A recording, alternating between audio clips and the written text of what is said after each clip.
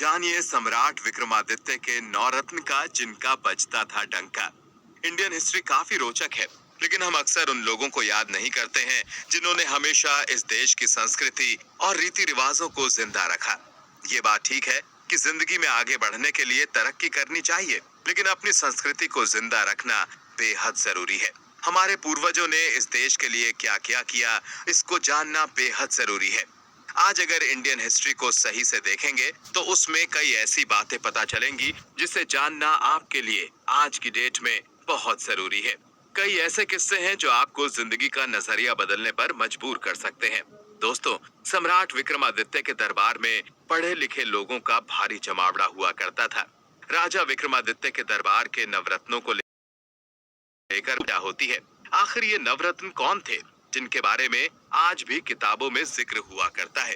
सम्राट विक्रमादित्य के दरबार में नवरत्नों के नाम धनवंतरी, शपणक, अमर सिंह, शंकु बेताल भट्ट, घटकपर, कालिदास, वराह मिहिर और वर रुचि कहे जाते हैं। सम्राट विक्रमादित्य के दरबार में धनवंतरी की चर्चा भी खूब होती है।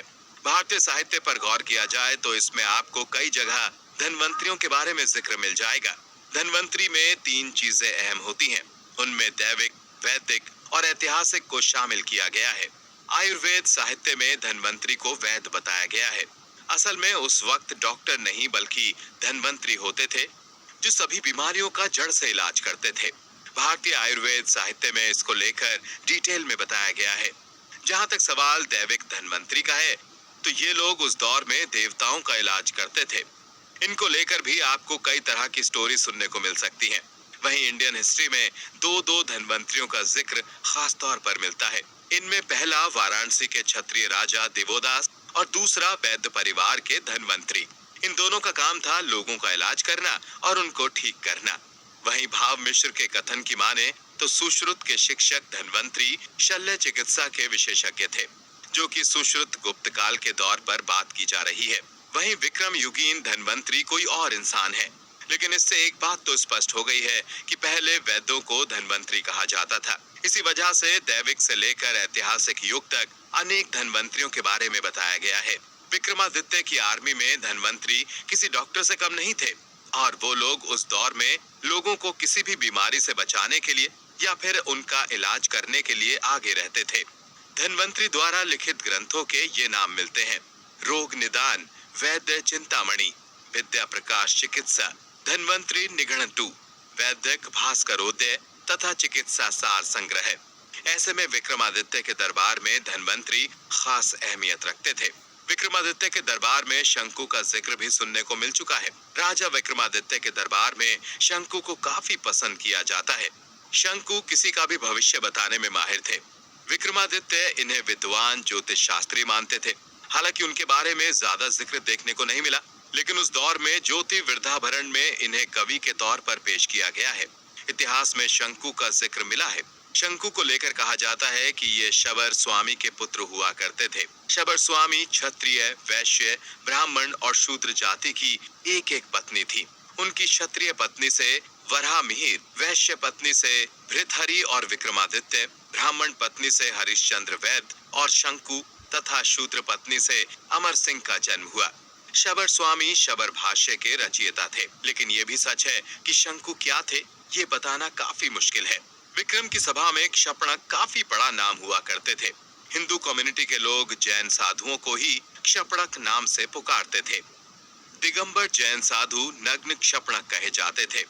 ऐसे प्रमाण मिलते हैं कि क्षपणक लोग भेष बदल कर घूमते थे और कई तरह की जानकारी हासिल करते थे।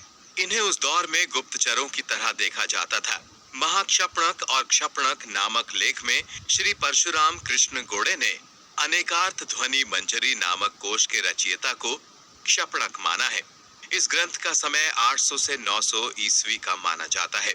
विक्रमादित्य के दरबार में बेताल भट्ट सबसे फेमस रत्न के तौर पर देखे जा सकते हैं। बेताल भट्ट को लेकर कई तरह की स्टोरी देखने को मिल सकती है। आज भी बेताल भट्ट के बारे में जानना चाहते हैं, लेकिन उस दौर में विक्रमादित्य के दरबार में इनका होना किसी हैरानी से कम नहीं है। दरअसल इसकी सबसे बड़ी वजह थी बेताल भट्ट को भूत प्रेत का पंडित बताना। ऐसे में लोग ये सवाल करते थे कि आखिर कैसे विक्रमादित्य के दरबार में वेताल भट्ट मौजूद थे। इसके अलावा उनको लेकर कई तरह की स्टोरी भी आज भी देखने को मिलती हैं। लोग उसे खूब पसंद करते हैं। पुराने इतिहास पर गौर करें तो भट्ट अथवा भट्टारक उपाधि पंडितों को दी जाती थी। वेताल भट्ट का यहाँ मतलब होता है कि भूत प्रेत पिशाच साधना करने वाला इंसान। दूसरी ओर प्रोफेसर भट्टाचार्य के मत से संभवतः वेताल भट्ट ही वेताल पंचविंशतिका नामक ग्रंथ के कर्ता रहे होंगे। वेताल भट्ट उज्जैनी के शमशान और विक्रमादित्य के साहित्य कृत्यों से परिचित थे। संभवतः इसीलिए उन्होंने वेताल पंचविंशतिका नामक कथा ग्रंथ की रचना की होगी।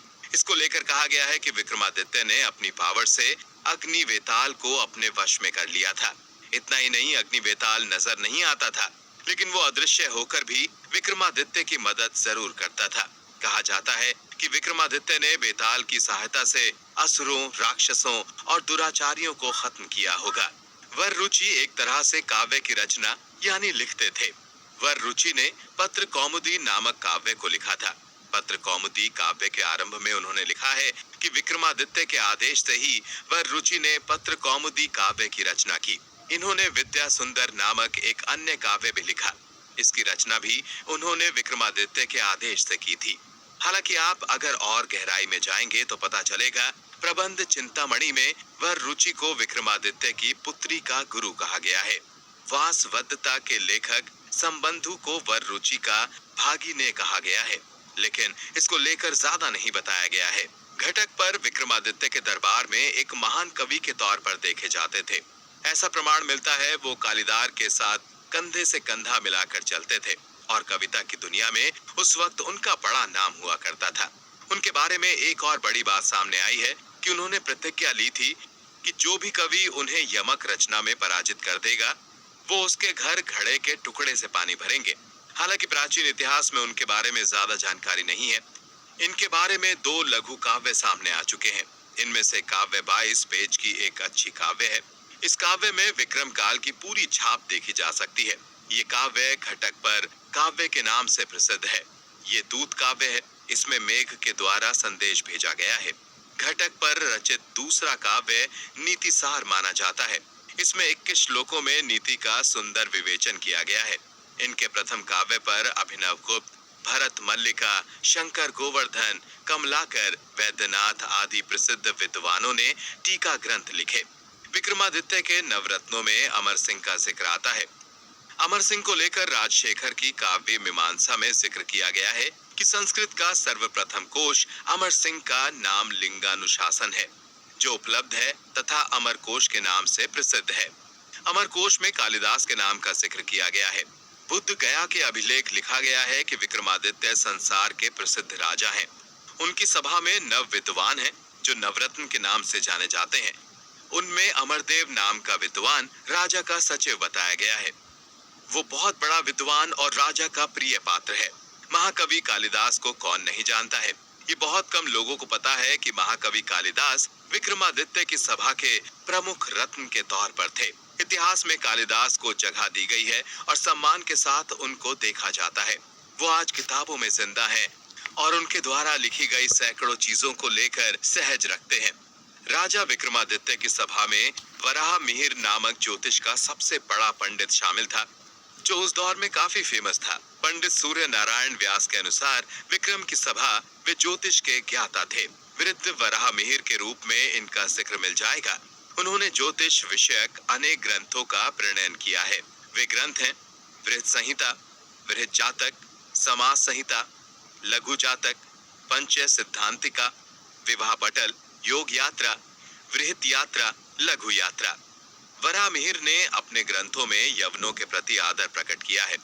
उन्होंने 36 ग्रीक शब्दों का प्रयोग किया है, परंतु उन शब्दों का रूपांतर संस्कृत में कर प्रयोग किया है। उन्होंने यवन ज्योतिषों के नामों का भी उल्लेख किया है।